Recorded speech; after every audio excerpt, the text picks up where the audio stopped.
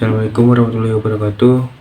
Kembali lagi dengan saya Arya Saputra dengan NIM 2103212010. Dalam kesempatan kali ini saya akan membawakan video penjelasan dari materi tentang manajemen konflik. Manajemen konflik adalah proses membatasi aspek negatif konflik sambil meningkatkan aspek positif konflik. Tujuan manajemen konflik adalah untuk meningkatkan pembelajaran dan hasil kelompok, termasuk efektivitas atau kinerja dalam pengaturan organisasi. Konflik yang dikelola dengan benar dapat meningkatkan hasil kelompok.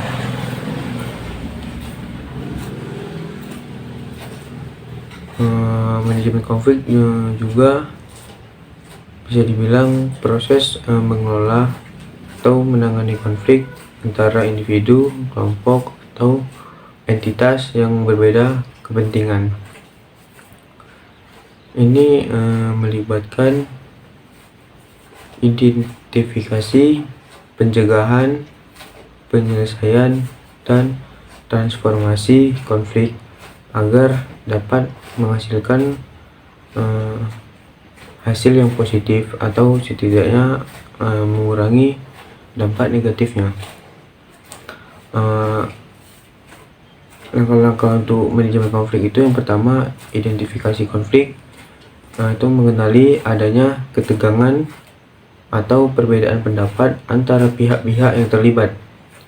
Yang kedua, analisis konflik, memahami akar penyebab konflik, termasuk faktor-faktor yang mempengaruhi tujuan-tujuan yang saling bertentangan dan emosi yang terlibat. Yang ketiga, pemilihan pendekatan, memilih strategi atau pendekatan yang sesuai untuk menangani konflik, seperti penyelesaian kolaboratif, mediasi, atau negosiasi. Yang keempat, intervensi, melakukan tindakan untuk mengelola konflik baik dengan mengkomunikasikan antara pihak-pihak yang terlibat, memberikan pelatihan, atau menetapkan aturan dan prosedur yang jelas.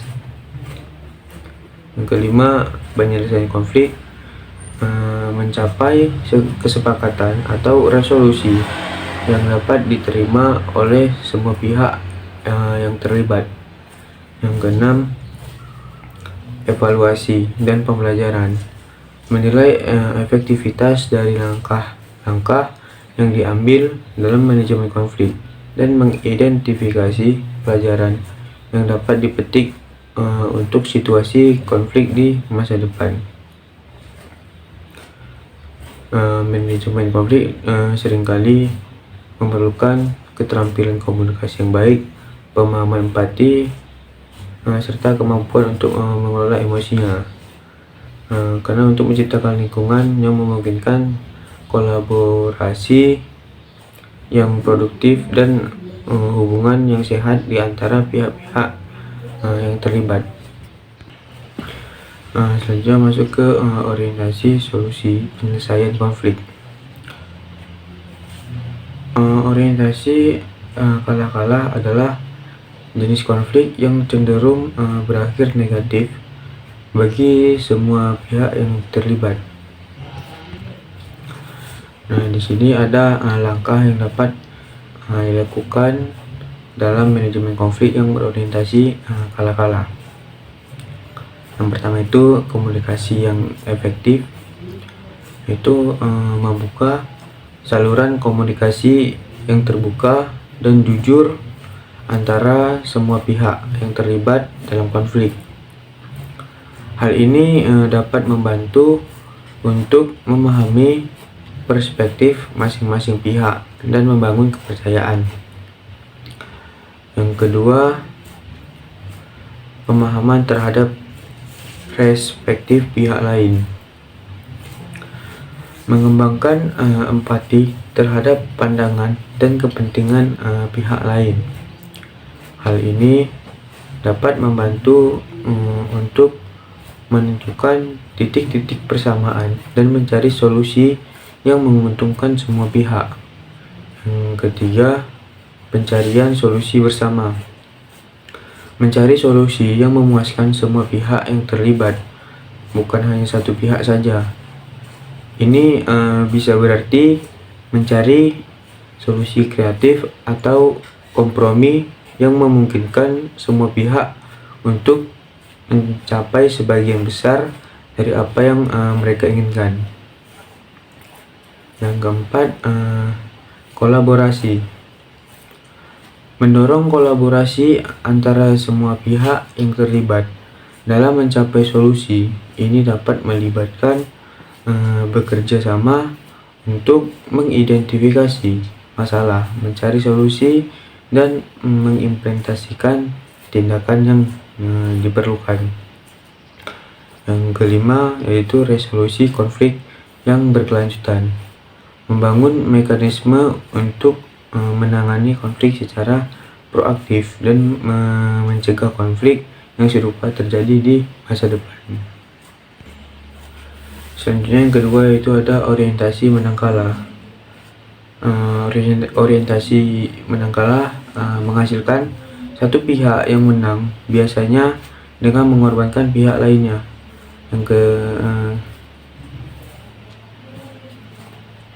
Selanjutnya itu manajemen penyelesaian konflik dengan orientasi menang kalah.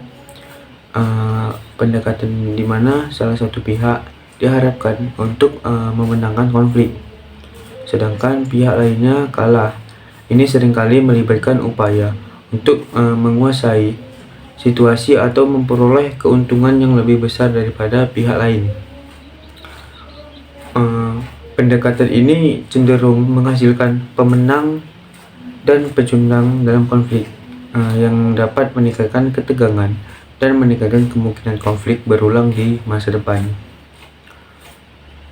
Meskipun dalam beberapa situasi pendekatan ini mungkin berhasil dalam memperoleh hasil yang diinginkan secara singkat, namun dapat merusak hubungan antara pihak-pihak yang terlibat dan menghasilkan perasaan kebencian atau ketidakpuasan yang dapat mempengaruhi kerjasama di masa depan.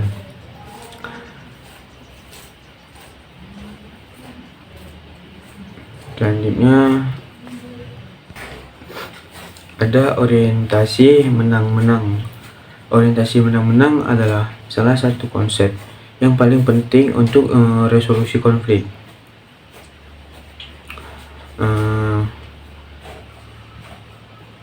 Manajemen penyelesaian konflik dengan orientasi menang-menang merupakan pendekatan yang berfokus pada mencapai solusi yang memuaskan bagi semua pihak yang terlibat. Prinsip ini menghindari pendekatan yang bersifat kompetitif atau menghasilkan pihak yang menang dan pihak yang kalah. Sebagai gantinya, tujuannya ini untuk mencapai kesepakatan yang saling menguntungkan dan mempromosikan hubungan yang harmonis di antara semua pihak yang terlibat. Ada juga strategi yang diterapkan dalam manajemen penyelesaian konflik orientasi menang-menang. Yang pertama itu ada komunikasi yang efektif. Komunikasi yang efektif yaitu memberikan semua pihak kesempatan untuk menyampaikan pandangan dan kebutuhan mereka dengan jelas. Dengarkan dengan penuh perhatian dan berusaha memahami sudut pandang masing-masing. Yang kedua, kolaborasi. Ajak semua pihak untuk bekerja sama dalam mencari solusi yang memenuhi kebutuhan bersama. Ini dapat melibatkan proses brainstorming, pertukaran ide, dan upaya bersama untuk mencapai kesepakatan yang adil. Yang ketiga, fokus pada kepentingan, bukan posisi.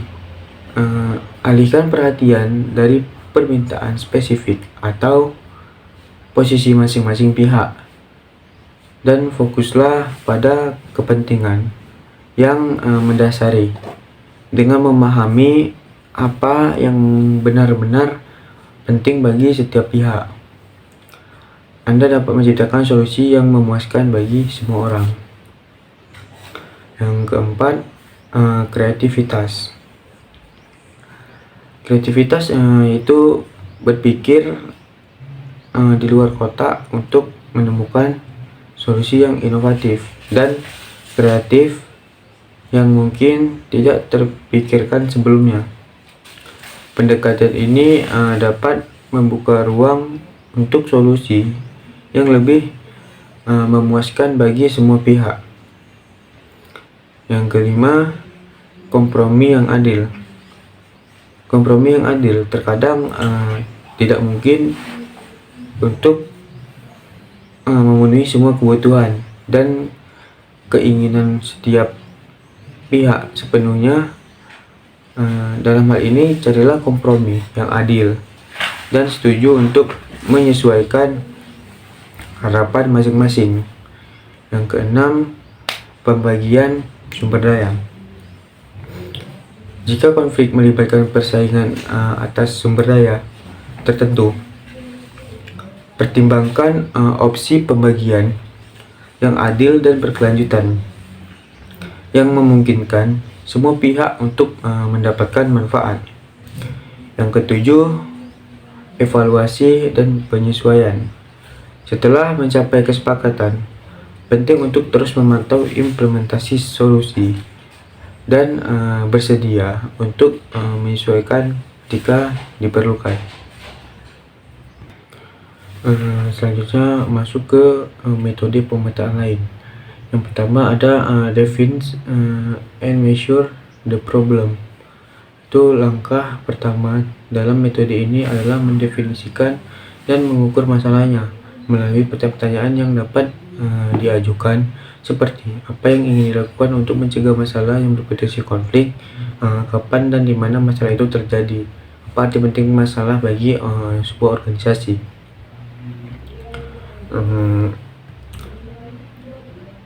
Mendefinisikan dan mengukur masalah juga merupakan langkah awal yang penting dalam proses pemecahan masalah. Yang pertama itu kita harus definisi masalah. Ada identifikasi masalah, tunjukkan secara jelas apa yang menjadi sumber masalah atau tantangan. Yang kedua, deskripsi masalah. Jelaskan dengan detail apa yang menyebabkan masalah tersebut muncul, siapa yang terpengaruh, dan dampaknya apa. Yang ketiga, batasan masalah. Tetapkan batasan-batasan yang mengelilingi masalah tersebut. Misalnya, fokus pada aspek tertentu dari masalah dan bukan seluruhnya. Yang kedua, pengukuran masalah. Yang pertama ada penentuan metrik. Identifikasi parameter atau metrik yang dapat digunakan untuk mengukur masalah. Misalnya, jika masalahnya adalah keterlambatan proyek, metriknya bisa berupa jumlah dari hari keterlambatan. Selanjutnya, pengumpulan data. Kumpulkan data yang relevan untuk digunakan dalam pengukuran. Ini bisa berupa data kuantitatif atau angka statistik, atau data kualitatif atau observasi wawancara. Selanjutnya ada analisis data. Evaluasi data yang terkumpul untuk memahami skala dan dampak masalah, identifikasi tren, pola, atau akar penyebab yang mendasarinya. Yang terakhir ada penetapan baseline. Tentukan titik awal atau baseline untuk pengukuran masalah. Ini memberikan perbandingan untuk melihat perubahan selama proses pemecahan masalah. Selanjutnya itu analyze cause and effect relationship. Ketika permasalahan yang ada sudah berhasil didefinisikan, maka penting untuk mencari tahu akar penyebab masalah dan pahami bagaimana masalah itu saling berhubungan satu sama lainnya. Kumpulkan sampel data yang terkait dengan masalah dan lakukan analisa root cause untuk mengidentifikasi alasan.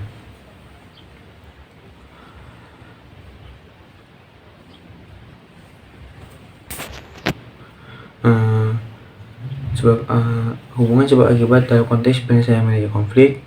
Yang pertama itu sebab ketidakpahaman atau ketidaksepakatan mengenai tujuan atau nilai-nilai.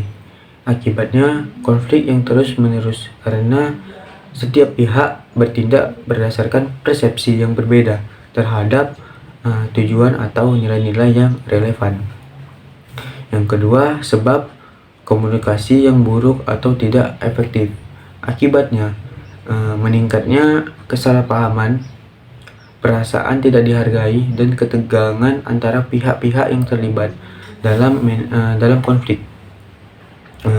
Yang ketiga itu sebab kekurangan sumber daya atau perbedaan dalam alokasi sumber daya. Akibatnya persaingan yang meningkat untuk mendapatkan sumber daya yang terbatas, memperburuk konflik antara individu atau kelompok. Yang keempat, sebab perbedaan kepribadian, gaya bekerja atau kebiasaan kerja. Akibatnya kesulitan dalam berkolaborasi atau berinteraksi dengan orang-orang yang memiliki gaya atau pendekatan yang berbeda yang dapat memicu konflik antar pribadi atau tim.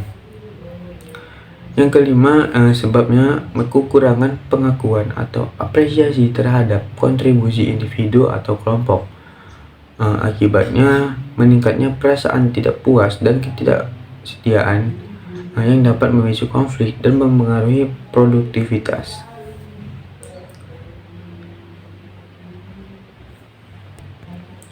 Selanjutnya itu kenapa masalah itu muncul. Analisis ini akan membentuk dasar untuk menentukan solusi yang mampu mencegah terulangnya kembali masalah yang sama. Kenapa digunakan analisis ini? Agar tidak terjadinya atau terulangnya masalah yang sama, konflik yang sama. Selanjutnya itu improve, melakukan tindakan pengecekan kembali terhadap permasalahan yang sudah didefinisikan dan diukur. Improve adalah tindakan membuat sesuatu menjadi lebih baik atau lebih baik dari sebelumnya. Ini mencakup proses peningkatan kualitas, kinerja, atau kondisi suatu hal dengan memperhatikan umpan balik, pengalaman, dan pengetahuan baru. Seseorang dapat melakukan perbaikan untuk mencapai hasil yang lebih baik. Selanjutnya itu masuk ke kontrol. Kontrol melakukan tindakan kontrol dan mencegah potensi permasalahan yang akan terjadi di kemudian hari. Kontrol juga proses atau kemampuan untuk mengelola, mengatur, atau memanipulasi sesuatu agar sesuai dengan keinginan atau tujuan tertentu. Dalam berbagai konteks, kontrol dapat merujuk pada pengendalian fisik seperti mengatur mesin atau perangkat, atau dapat berhubungan dengan pengaturan dan manajemen situasi atau proses tertentu. Misalnya, kontrol dalam manajemen bisnis mencakup pengaturan dan pemantauan berbagai aspek operasional untuk mencapai tujuan perusahaan. Sementara itu, dalam psikologi, kontrol sering merujuk pada kemampuan seseorang untuk mengelola emosi, perilaku, atau lingkungan mereka. Jadi, secara umum, kontrol melibatkan upaya untuk mempengaruhi atau mengelola sesuatu sesuai dengan keinginan atau kebutuhan yang ditetapkan. Perumusan masalah konflik. Perumusan masalah harus bermakna pernyataan negatif. Di antara itu, yang pertama, rendahnya kepedulian pegawai dikarenakan perbedaan perhatian oleh pimpinan. Yang kedua, perseteruan yang berkesinambungan pasca suatu rapat kerja sehingga membuat suasana kerja kurang kondusif. Yang ketiga, pembagian kerja yang tidak merata sehingga membuat pegawai menjadi tidak peduli terhadap kegiatan unit. Yang keempat, komunikasi yang tidak lancar di unit kerja sehingga menimbulkan kecurigaan dan ketidakpercayaan antara pimpinan dan staf. Yang kelima, ketimpangan distribusi kewenangan antara pejabat pengawas menyebabkan lingkungan kerja tidak kondusif. Perumusan masalah konflik juga merupakan tahap yang penting dalam mencari solusi untuk untuk konflik yang terjadi. Proses ini melibatkan mengidentifikasi akar permasalahan atau sumber ketegangan yang menyebabkan konflik, serta merumuskan masalah dengan jelas agar dapat dicarinya solusi. Nah, di sini langkah untuk merumuskan masalah konflik. Yang pertama, identifikasi pihak yang terlibat. Tentukan siapa saja yang terlibat langsung dalam konflik. Identifikasi pihak-pihak yang terlibat akan membantu dalam memahami dinamika konflik secara lebih mendalam. Yang kedua, analisis sebab akibat. Cari tahu apa yang menjadi penyebab utama konflik.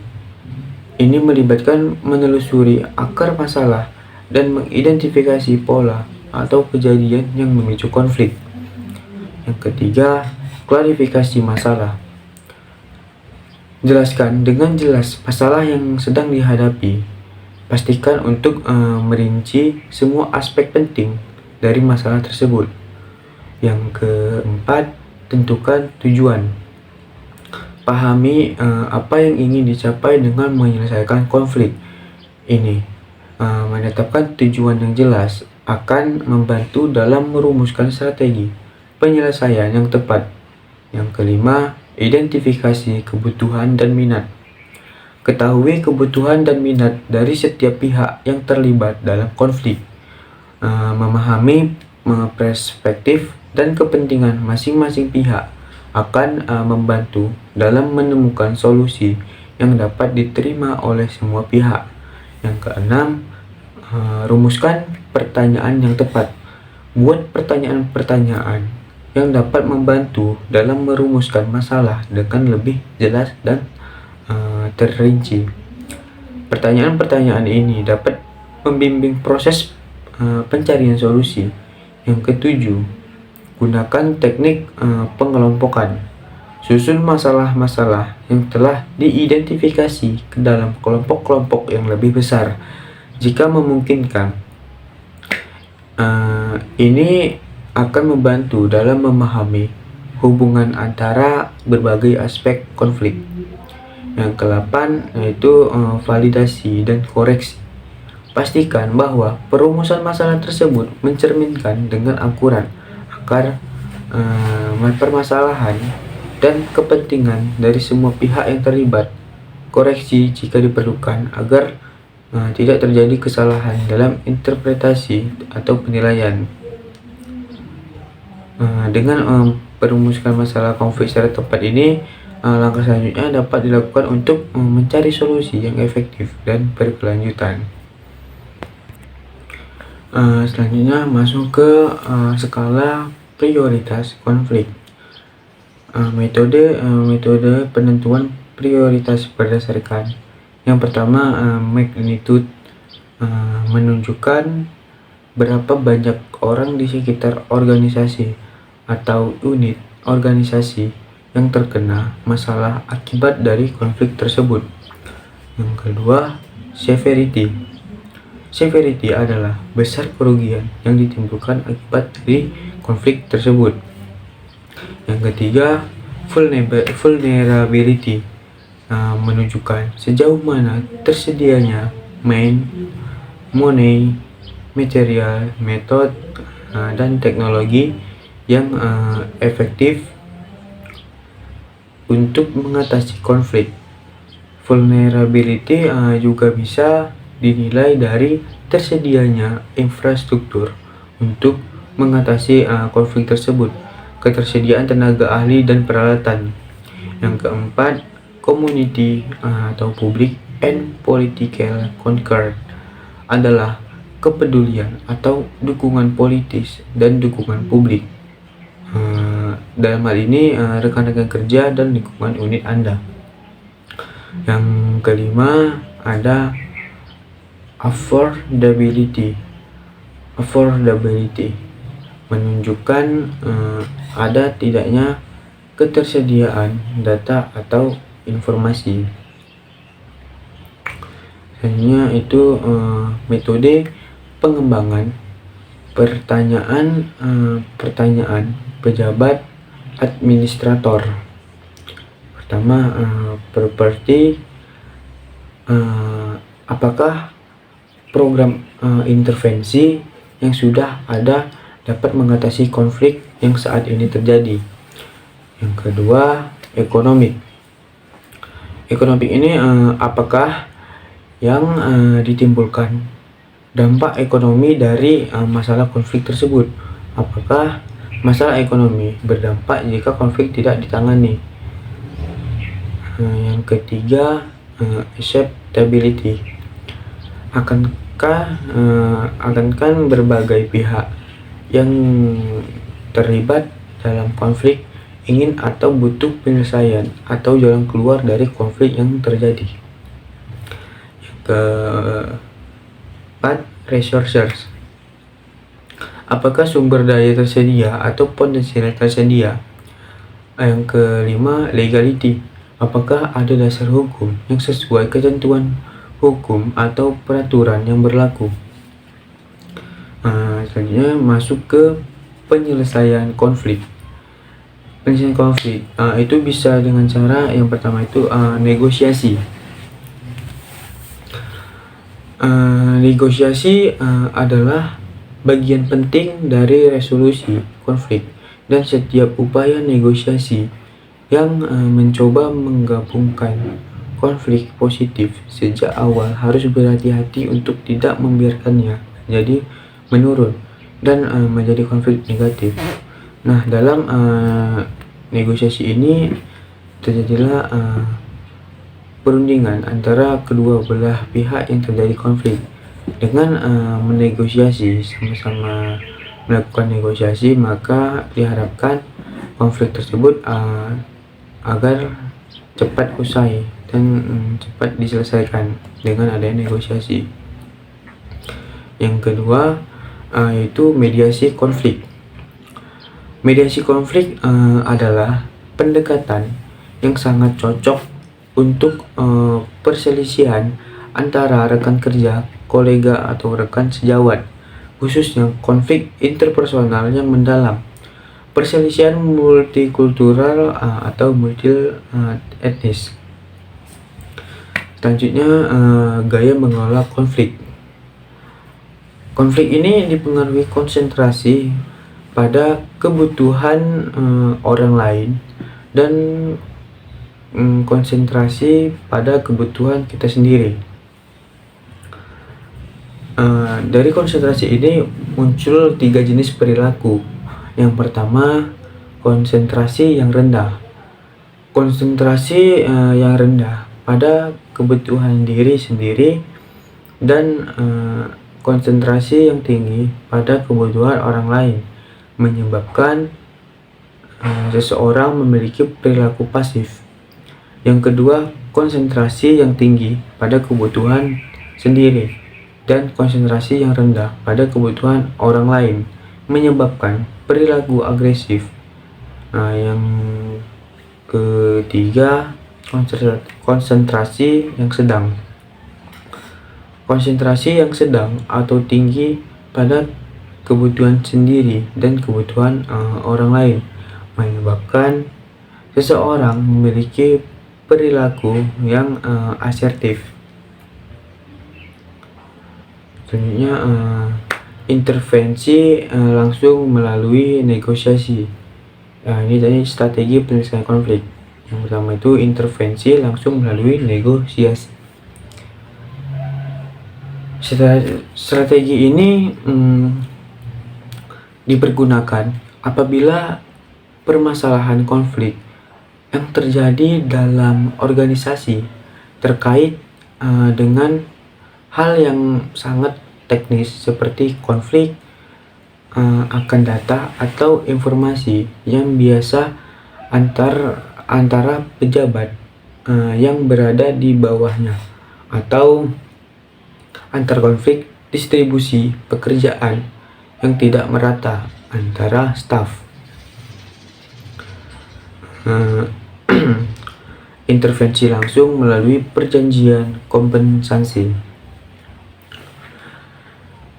Bisa saja pejabat administrator langsung terlibat dalam penyelesaian konflik dapat mencapai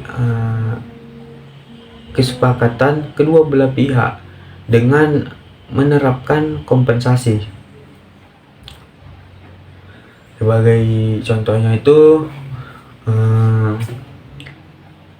apabila terjadi pertentangan di antara pegawai dalam konteks distribusi pekerjaan atau penugasan, seseorang pejabat administrator dapat saja memberikan kompensasi bagi pihak yang merasa dirugikan karena tidak mendapat porsi penugasan. Dia dapat melakukannya dengan menambahkan beban tanggung jawab, namun diberi peluang untuk menangani pekerjaan yang sesuai dengan keahliannya. Selanjutnya itu mediasi pihak ketiga. Apabila seorang pejabat administrator tidak dapat menyelesaikan konflik dengan baik dalam unit organisasinya, maka cara lain yang dapat ditempuh dalam menyelesaikan konflik adalah dengan mengundang pihak ketiga yang berfungsi sebagai mediator atau arbitrator. Orang yang ditunjuk sebagai mediator harus mempunyai keahlian profesional dalam menyelesaikan konflik tersebut. Pihak ketiga ini adalah pihak yang netral, bisa berbentuk konsultan psikologi atau konsultan hukum, atau bahkan bisa melibatkan pengadilan tata usaha negara sekalipun. Selanjutnya instrumen penanganan konflik. Dari instrumen penanganan konflik ini, yang pertama itu ada 5 gaya penyelesaian konflik gaya Thomas Kellerman. Yang pertama itu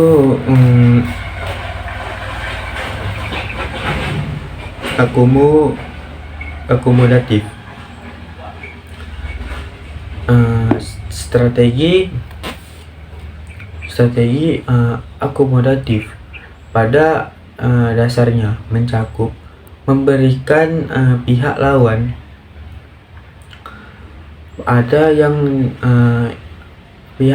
apa yang diinginkannya.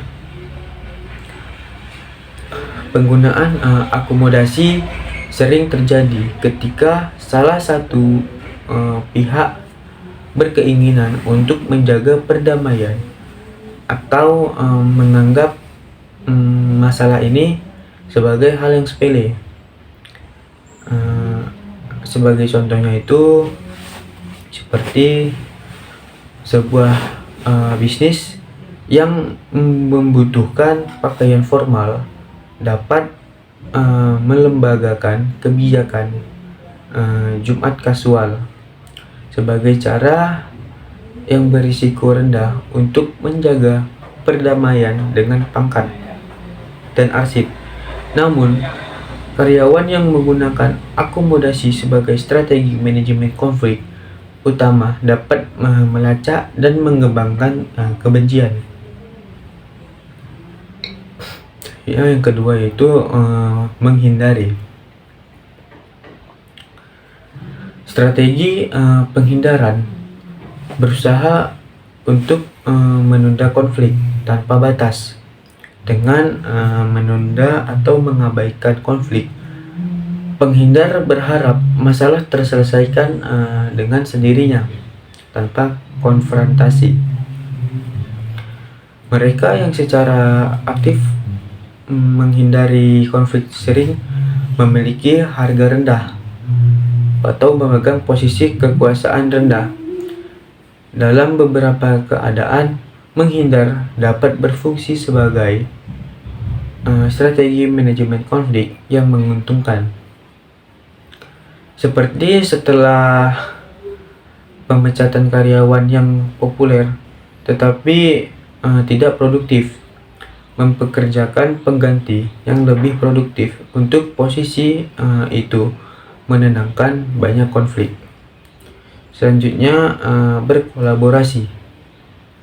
Kolaborasi bekerja dengan mengintegrasikan ide-ide yang ditetapkan oleh banyak orang. Tujuannya adalah untuk menemukan solusi kreatif yang dapat diterima oleh semua orang. Kolaborasi meskipun bermanfaat membutuhkan komitmen waktu yang signifikan yang tidak sesuai untuk semua konflik. Sebagai contohnya itu seseorang pemilik bisnis harus bekerja secara kolaboratif dengan manajer untuk membuat kebijakan, tetapi pengambilan keputusan secara kolaboratif mengenai persediaan kantor menghabiskan waktu yang lebih baik untuk kegiatan lain. Selanjutnya masuk ke berkompromi. Strategi kompromi biasanya meminta kedua belah pihak dari konflik untuk melepaskan unsur-unsur posisi mereka untuk membangun solusi yang dapat diterima. Jika tidak disetujui, strategi ini paling sering terjadi dalam konflik di mana para pihak memegang kekuatan yang relatif setara. Pemilik bisnis sering menggunakan kompromi selama negosiasi kontrak dengan bisnis lain ketika masing-masing pihak kehilangan sesuatu yang berharga seperti pelanggan atau layanan yang diperlukan. Selanjutnya itu bersaing. Kompetisi beroperasi sebagai permainan zero sum, di mana satu pihak menang dan yang lainnya kalah. Kepribadian yang sangat asertif seringkali mundur dari persaingan sebagai strategi manajemen konflik. Strategi kompetitif berfungsi paling baik dalam sejumlah konflik seperti situasi darurat. Secara umum, pemilik bisnis mendapat manfaat dari memegang strategi kompetitif sebagai cadangan untuk situasi krisis dan keputusan yang menghasilkan niat buruk seperti pemotongan gaji atau PHK. Langkah strategi penyelesaian konflik. Yang pertama itu mulai diskusi. Seringkali konflik muncul hanya karena kurangnya komunikasi. Jika Anda merasa karyawan Anda mengalami konflik karena mereka tidak berbicara satu sama lain, tentukan waktu untuk berdiskusi. dorong karyawan untuk berbicara melalui masalah, terutama jika Anda menduga bahwa itu hanya berasal dari kenyataan bahwa mereka telah gagal berkomunikasi secara efektif hingga saat ini. Jadi di dalam suatu perusahaan itu, apabila seorang karyawan terjadi konflik antara karyawan atau dengan kepala perusahaan, maka lakukanlah diskusi dengan antara karyawan tersebut dengan karyawan yang berkonflik setelahnya. Di situ lakukanlah mediasi antara kedua belah pihak agar permasalahan atau konflik tersebut terselesaikan. Selanjutnya, komunikasi tertulis. Jika masalah telah meningkat atau salah satu karyawan memiliki temperamen panas, komunikasi tertulis mungkin merupakan cara yang lebih efektif untuk meruntuhkan tembok yang menyelesaikan konflik. Mintalah setiap karyawan untuk menulis surat kepada yang lain, menguraikan masalahnya. Dengan menulis surat alih-alih berbicara langsung, mereka mendapat manfaat dari kesempatan untuk lebih hati-hati memilih kata-kata mereka. Mereka juga dapat memastikan bahwa pertukaran tidak meletus menjadi pertandingan yang berteriak. Selain itu, menulis surat menyediakan sarana untuk mendokumentasikan komunikasi itu dengan mudah. Jadi apabila di suatu perusahaan itu terdapat seorang karyawan yang memiliki jiwa yang panas atau gampang emosi, dan bisa juga kepada karyawan yang malu-malu atau introvert, itu bisa melakukan penyelesaian konflik itu komunikasi tertulis dengan menuliskan kata-kata di sebuah kertas dan bisa dimasukkan ke dalam kotak. Bisa di perusahaan itu bisa membuat kotak untuk suara dari karyawan. Selanjutnya, sesi mediasi. Terkadang dua individu dalam konflik tidak dapat menyelesaikannya bersama tanpa bantuan pihak ketiga. Jika konflik pekerja Anda meningkat ke titik di mana intervensi luar diperlukan, buatlah sesi mediasi. Latih anggota staf dan seni mediasi. Izinkan staf ini untuk duduk bersama orang-orang yang bertikai dan membantu mereka dalam menyelesaikan masalah mereka dengan cara yang produktif. Nah, mediasi ini memang sangat perlu untuk menyelesaikan suatu konflik. Selanjutnya, kerjakan kompromi. Mintalah setiap orang untuk memberi sedikit dan mengambil sedikit dengan mengatur kompromi di antara keduanya. Mintalah kedua anggota untuk datang ke penawaran Anda dan membicarakan masalahnya. Dengan mereka menghadirkan kompromi potensial dan memungkinkan mereka untuk mempertimbangkan opsi-opsi ini.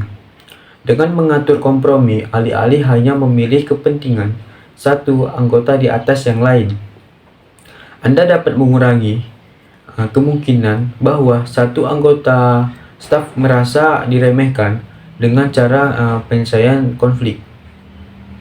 Selanjutnya itu ada pemungutan suara atau vote. Pemungutan suara dapat menjadi metode yang efektif jika misalnya dua karyawan memperdebatkan kampanye iklan potensial atau usaha bisnis lainnya. Mengatur pemungutan suara dan memungkinkan karyawan lain untuk mempertimbangkan pilihan-pilihan yang diperdebatkan. Jumlah pilihan atas alternatif pilihan yang ada akan menyelesaikan konflik dan berfungsi sebagai jawaban sekali dan untuk semua. Nah, pemukulan suara ini memang sangat efektif bagi untuk penyelesaian konflik. Jadi terdapat nanti pilihan-pilihan yang diperdebatkan. Jadi dari pilihan yang diperdebatkan itu dilakukanlah pemungutan suara atau vote. Jadi suara yang terbanyak itulah yang menjadi jawaban atas konflik tersebut. Jadi jawaban dan untuk semua. Jadi pemungutan suara ini merupakan metode yang sangat efektif bagi penyelesaian konflik. Baik, mungkin itu saja penjelasan materi kali ini tentang manajemen konflik. Apabila ada kekurangan atau kesalahan, saya mohon maaf. Saya akhiri. Assalamualaikum warahmatullahi wabarakatuh.